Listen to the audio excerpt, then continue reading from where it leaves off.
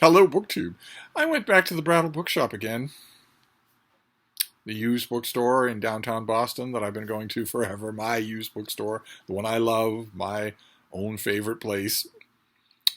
And I know it's tempting to blame Aaron Facer again for a third consecutive Brattle trip in a row, but no, he didn't egg me on this time. What can I say? Great used bookstores are a habit forming. So I went back to the Brattle Bookshop. It was a warm, humid morning, overcast. The journey to and fro was largely without incident. It was fun to visit. It's always fun to see everybody there. And you're never going to run out of books to look at. The Brattle is always replenishing their stock, shifting things around, and the sale lot outdoors is thousands of discount books. $1, $3, and $5. And no matter how slow and methodical you are looking at all of those, your eyes are going to glaze over. You're going to miss things.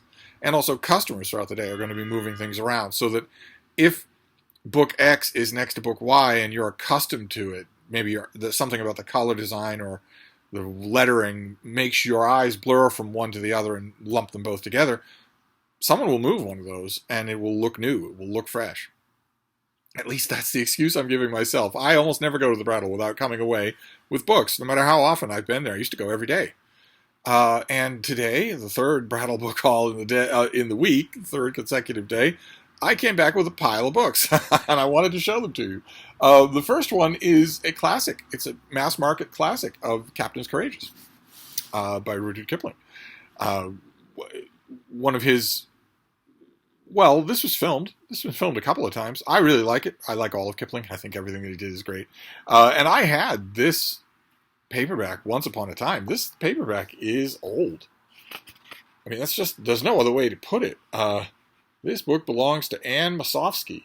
Do not read unless I said so. Well, okay. I don't think you're around anymore, Anne. This book came out in 1964. That's very old for a mass market paperback. Perfect condition. Then we'll finish up the mass market paperbacks here. I think everything else is a hardcover. Oh no, we'll finish up with the trade paperback. But the next four mass market paperbacks are all Louis L'Amour. I have now mentioned 2 days in a row that I keep finding Louis L'Amour mass market paperbacks, and that is pertinent because June is June on the Range, a great BookTube event in which we read Westerns for the month of June. The parameters of June on the Range are very simple. Read a Western in the month of June, and you have participated in June on the Range. If you want more parameters than that, you can read one Zane Grey novel and one Louis L'Amour novel. And I found Louis L'Amour novels the last 2 consecutive days, and I found a bunch today. And I'm wondering if that isn't the fates telling me that the worst possible outcome for June on the Range for me is that I would spend the whole month just reading Louis L'Amour instead of all the Westerns that I've accumulated in the last 12 months. I wonder if this just isn't a sign that's what's going to happen, whether I want it to or not. And these paperbacks also show what I mentioned yesterday, which is that Louis L'Amour has been around so long, he's been popular so long, he's been reprinted so long, that his novels come in all kinds of different appearances, different art styles, different designs of the cover itself, where somebody had printed all of his Westerns 20 years ago. The Louis L'Amour Literary Estate and his publisher decided, well, let's give them a facelift. We'll get in a new artist or a whole bunch of new artists. We'll make a new design. We'll reprint them all. And then 20 years, 25 years go on from there, and then it happens again, and that goes on forever and ever. So I found covers in almost every Louis L'Amour design. I found Chalico, with this sad sack there in front of a butte. I found The Quick and the Dead. Terrific cover. I love it when I'm a big fan of the artwork that you get on Western covers, and I love it when they are a little bit counterintuitive.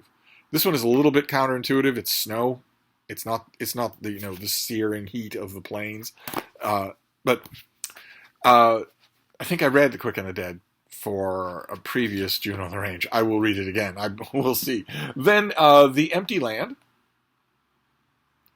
which is it's different from Shalako in that The Empty Land is leaning a little bit closer to the standard gimmick of Western novel covers of showing you little vignettes from what's going on in the book. That is rare for Louis L'Amour. That usually doesn't happen.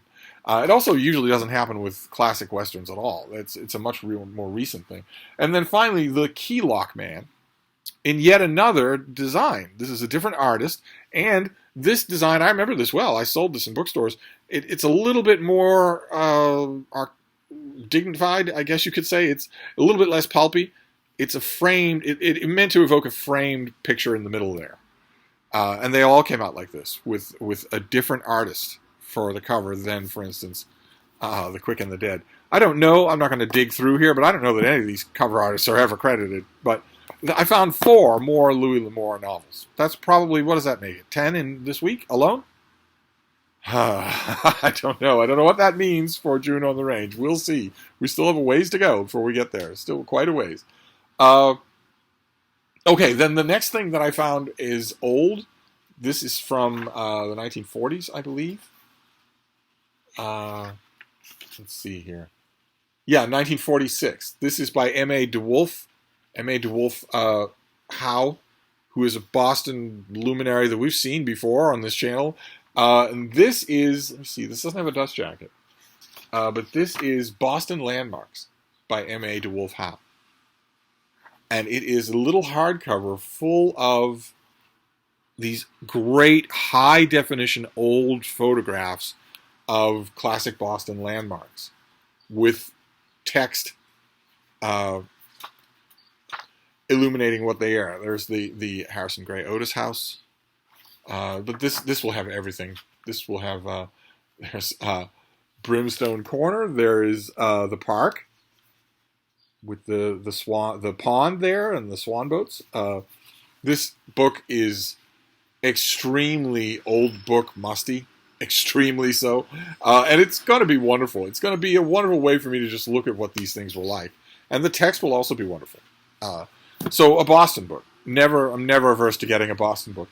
Then this next one, I've been trying with this author for a long, long time and have never really managed to make it work. And I'm going to try again. The author is William Gass, and this is his book, The Temple of Texts. And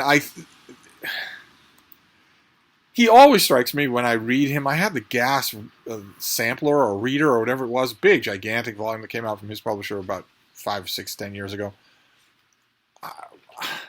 He always strikes me as the kind of author that made a reputation for being windy and profound without ever actually saying anything. I've never found a there in his most of the writing of his that I've read. In the nonfiction writing, the essayistic writing, or the I'm pondering some pondering subject or whatnot. And so I get those volumes and I get rid of them. A little guiltily. Because I'm under the impression, I am told by wiser heads than mine, that I should revere this guy as an intellect. I've never seen any reason to do that. But this volume is actual occasional prose. This is not mostly him just sitting back and thinking, well, what deepities shall I expound on today? Instead, this is a publisher going to him and saying, we need a preface for this new edition of whatever. And we want you to write it. You've got this kind of a word count. You can't have twice that. And you've got this kind of a deadline. And we'll give you $6,000, but you need to meet that deadline. If you don't get anything. And we'll be really upset with you because we don't have a backup plan. And I wonder if that will make a difference. I wonder if that will contain some of what strikes me as this author's gassy excesses. This has, for instance, a preface that he did for The Praise of Folly by Erasmus, 1001 Nights, Gargantua and Pantagruel, The Anatomy of Melancholy, At Swim Two Birds. I think that this might be my way to like this author as much as I'm ever going to. We'll see. It probably won't be much, but we'll see. Then we have George Otto Trevelyan. He is the nephew of the famous Trevelyan, the historian, and he's a historian too, and this is his book on the American Revolution. His book on the American Revolution was enormous. It was multi-volumes. And Richard Morris shrunk it down and tamed it into this volume, got rid of some of its own excesses, and made it into a volume that I remember really liking. When did this come out? 1964. And I read it shortly after that, and I remember really enjoying this. I don't think I ever made my way through all of Trevelyan's original volumes on the American Revolution, but I got a couple of books on the American Revolution yesterday, so it seemed to fit a theme. This particular Trevelyan was a big favorite of Theodore Roosevelt, who was a pretty good historian himself and a fierce judge of other historians. He, for all of his faults in other areas, he had the exact right idea about history, which is that it has to be a good story. If it's boring, then it's bad. And I think I vaguely remember being impressed that way when it comes to Trevelyan on the American Revolution, but I'll give it another try. Then this is terrific. This thing came out. Did I write about this? This came out in 2004, and I did not keep my copy. I wish I had. But now I have it again, and I have it in hardcover. This is Mark Edmonson, the great teacher, Mark Edmonson. And this is Why Read? Why Read? It's not long, but it's one of those books that has something provocative and thought-provoking on every page, even though it's not long. This is a collection of ruminations on what reading does, what the canon is, what assigned reading is like. Everything like that. I loved it. I'm very happy to have it back. It's not long, so this will probably be a candidate for rereading tonight. I mean, something, or maybe more than one something from this Brattle visit will be on the docket for tonight. This, probably the whole of it, will be. Then we have Clifford Dy. This is an American Civil War book. This is The 7 Days, The Emergence of Robert E. Lee. And Clifford Dy wrote a really good biography of Robert E. Lee. He's a really good example of a phenomenon that I've noticed many times before, which is the American Civil War really brings out the great writing in writers that don't show it elsewhere, and it also draws great writers to write books on the subject. Dy, I think, would be a perfect example of that. He's not harsh with Lee, and he should be. He's also not clear-sighted with Lee, which is a definite drawback for this book. This is about the so-called 7 Days campaign. It was part of a larger campaign where a Northern Army was at the very beginning, the early part of the American Civil War, a Northern Army was very close to Richmond, the trader capital, and looked ready to pounce. And of course, it was big enough so that if it had pounced, it would have taken Richmond. And a Confederate general gets shot out of the saddle and killed. And the focus of command moves to Robert E. Lee. And he happens to be facing George McClellan, the commander of the Union forces, who doesn't have anything like his imagination, nothing like his daring. And there's a long, protracted fight, and Lee gets the better of it. He loses more men than McClellan does, and he has fewer men to lose, but he gets the better of it. Suddenly, the Northern Army withdraws from the heartland of the Confederacy, from the suburbs of Richmond. Lee compels that movement in this battle, or a series of battles. He compels that movement for no discernible reason, no good reason at all.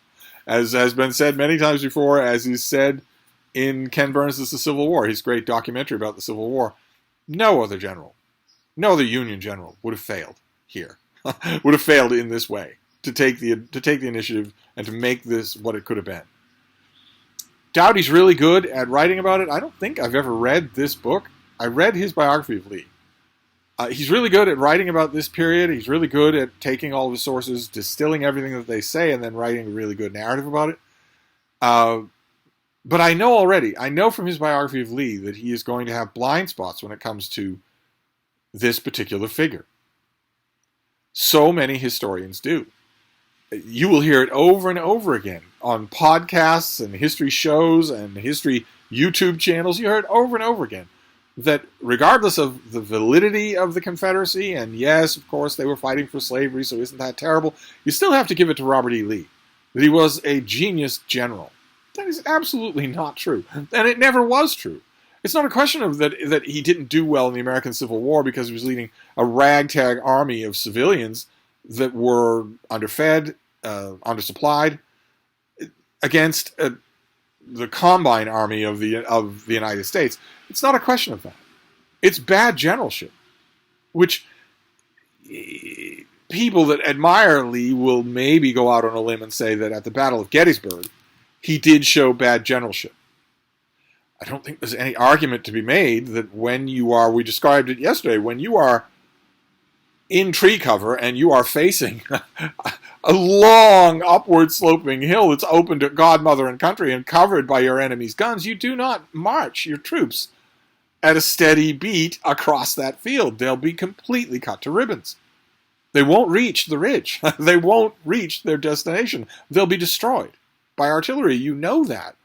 It's not like the guns and the cannon emplacements on those hills care at all about your reputation. Even Lee's defenders will look at Pickett's charge, for instance, and say, all right, well, that was bad generalship. But Lee had been doing that for his whole career. I defy you, if you take the foggy sentimentality glasses off, the dude bro glasses off this guy, and just look at his career, you see him making the same mistakes over and over again from the Mexican-American War on. It's at the climax of this particular, the battle in this particular book, that we get the Battle of Malvern Hill, which is a dress rehearsal for Gettysburg. It's Lee doing the exact same thing. And suffering the exact same incredible carnage as a result. And you would think that if he went through that, then when the exact same circumstances resurface at Gettysburg, it's the last thing he would do. But no. No. The question of the 7 days is not the genius of Robert E. Lee. It's the stupidity of George McClellan. But I'm going to enjoy this, even so. I'm going to be arguing with a lot, but I'm going to enjoy it because this author is really good. There were a lot of American Civil War books in the sale lot. There are a lot fewer now than there once were, but there were a lot there. I had a lot to choose from. But that's the only one I got for myself this time around. Then I found a hardcover of a novel that we've seen. We've seen it in my Endless Library tour. This is a great novel. In that bracket of time that I keep mentioning, between 1945 and 2025, there are great novels. There's a canon to be made out of that post-war period. And this would be one of those novels. This is Far Tortuga by Peter Mathiasson. A very weird novel. Okay, this has lots of stuff in it. But this has all sorts of different setups on the page, and they all work. They all just incredibly work. Oh, look at that. Rodney's bookstore. That's Rodney. The dog is Rodney. How amazing. All right, well, this is full of stuff. This was probably taken from Rodney's. I have a mass market paperback of this, and I have an ebook of it, but I want the hardcover. It's a little bit sawed up there, so I will I'll clean it up and smooth it off, trim whatever is falling off, and then put a covering on it.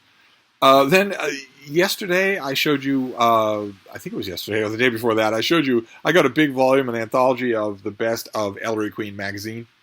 So all sorts of cop and murder stories. And there were other anthologies like that there, and I grabbed another one today. I just couldn't help myself because these are so much fun. This is called Great Detectives, edited by David Willis McCullough, which includes a huge list of famous names. So in that way, it's different from the Ellery Queen, which had a lot of names that aren't famous anymore. And this also has 2 whole novels. There's a Ruth Rendell novel, a whole Ruth Rendell novel. I think Ross McDonald is the other whole novel in here. And it's kind of stylish. So I got another one of these anthologies. This is great. I love them. Sometimes they're just the thing. You put a bookmark in one of these anthologies, just put it on the nightstand, and just pick a story at random, rather than do what I usually do, which is to read them front to back like they were one consecutive narrative. And then a novel. I saw this yesterday in the sale lot, and I thought, you must have that. There's just no way that you would give that away. There's no way that you would send it to somebody. And I came back and I checked, and sure enough, I didn't have it. So I took a chance that it would still be there. It's Thomas Harris, of course. It's not a rare or an unusual book. It's Hannibal, his novel Hannibal, in a big decal-edge hardcover here. I could have sworn I had a copy of this, but no. And I love this book. I think that it's brilliant. Absolutely brilliant, except for the ending.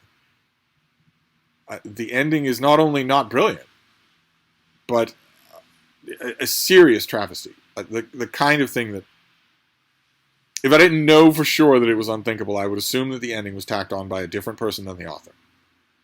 But the rest of the book, the whole rest of the book, is just wonderful. Just wonderful.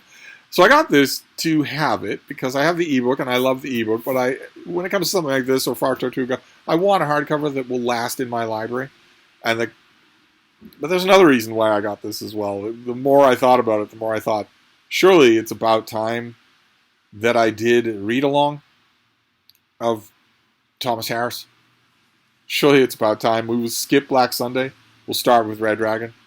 Move on to Silence of the Lambs, then Hannibal, and then we'll finish up with Young Hannibal. Surely it's time that I did that. Considering how much I love these books and how much fun that would be. So I didn't. I got this because I want it. Definitely, this is the great big novel about Harris's signature character, Hannibal Lecter. I got this because I wanted to have the copy and for it to go in the little book room, but also because I'm seriously thinking about that read along. So we have in this pile here 2 at least that are keepers that are going into the little book room, which is always a nice feeling. And then we'll finish up with a paperback. This is Spectrum, number 10. Spectrum was an oversized series of trade paperbacks collecting the finest fantasy and science fiction art of that year.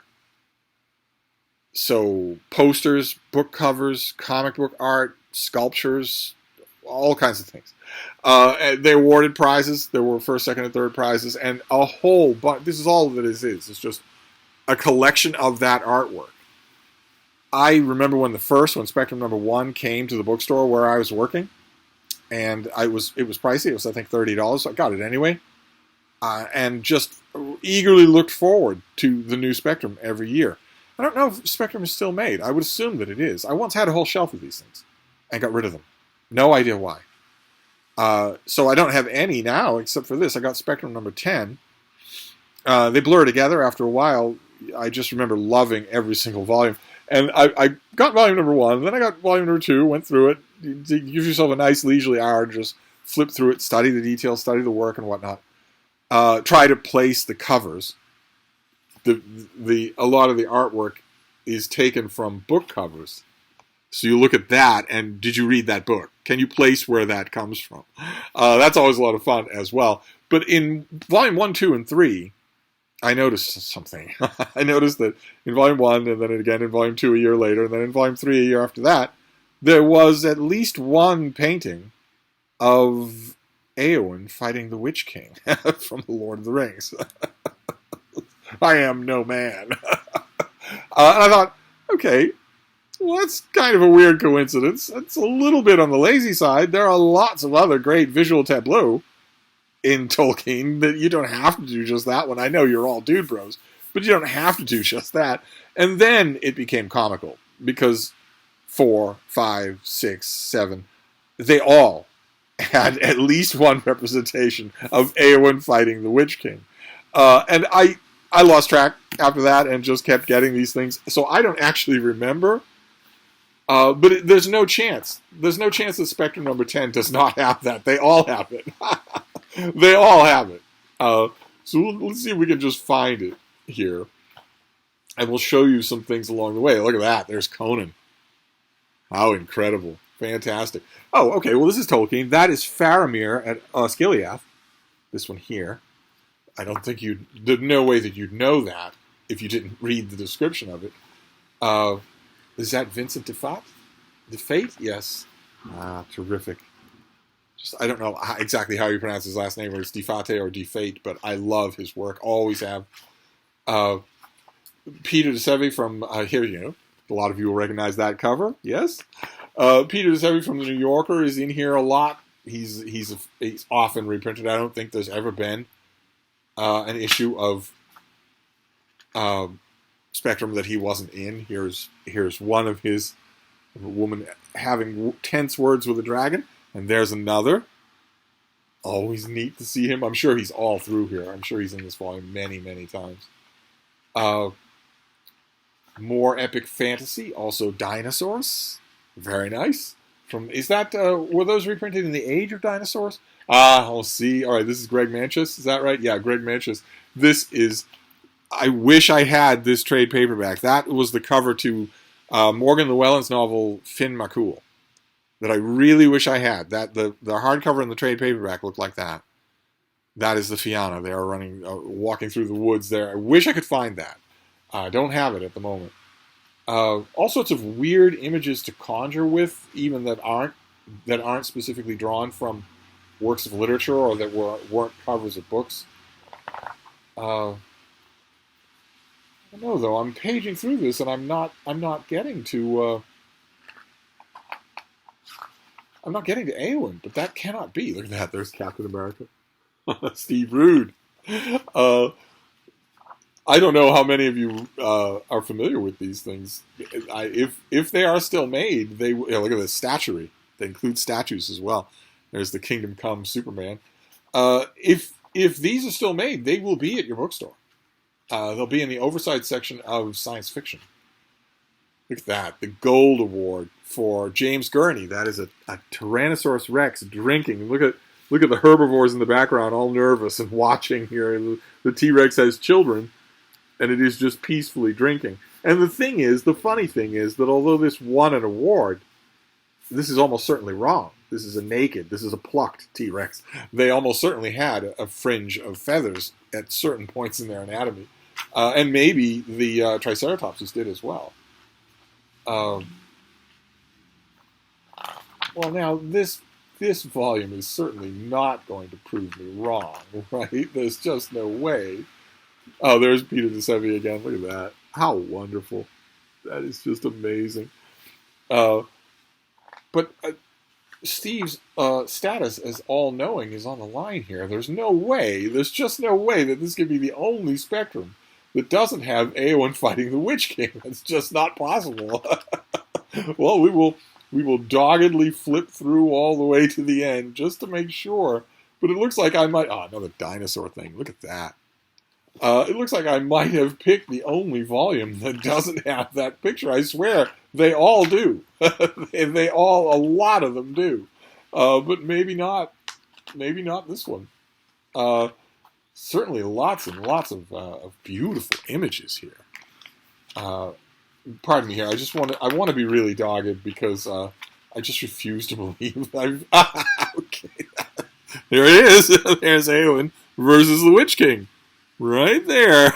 So who did that? That is number 4. That's by Matthew Stewart. Eowyn and the Nazgul. See? All right. Okay. Vindicated. So there you go. That was my 3rd Brattle visit in a row. 3 days in a row. See what Aaron Facer caused? So we have Spectrum number 10, which would be really fun to flip through and get all the details on. We have Thomas Harris's Hannibal. Surely a Harris read-along, a big one. Red Dragon, Silence of the Lambs, Hannibal, Young Hannibal. I'm thinking I like that idea. Far Tortuga by Peter Mathiasson, Great Detectives, another big anthology. We have The 7 Days, The Emergence of Robert E. Lee by Clifford Dy. We have The American Revolution by Trevelyan, the other historian Trevelyan. We have Why Read by Mark Edmonson, who also did a book called Why Write. We have Temple of the Text by William Gass, because I need to keep my Dude Bro credit. We have Boston Landmarks. How? We have Captains Courageous by Rudyard Kipling. And we have yet more Louis L'Amour. 4 more Louis L'Amour to add to a big stack of Louis L'Amour novels. Right prefatory to June on the Range. So I don't know what's going to happen there. I might read a lot of Louis L'Amour for June on the Range. But that was my trip to the Brattle. I the weather forecast shows on and off possibility of rain for the next few days. I don't think that anything will come of that. It's lightly raining right now, but I'd be willing to bet this blows out overnight and that tomorrow's just fine. But I'm not going back to the Brattle. There's no reason to go back to the Brattle anytime soon. So I'll wrap this up for now, and I'll be back. Thank you, BookTube.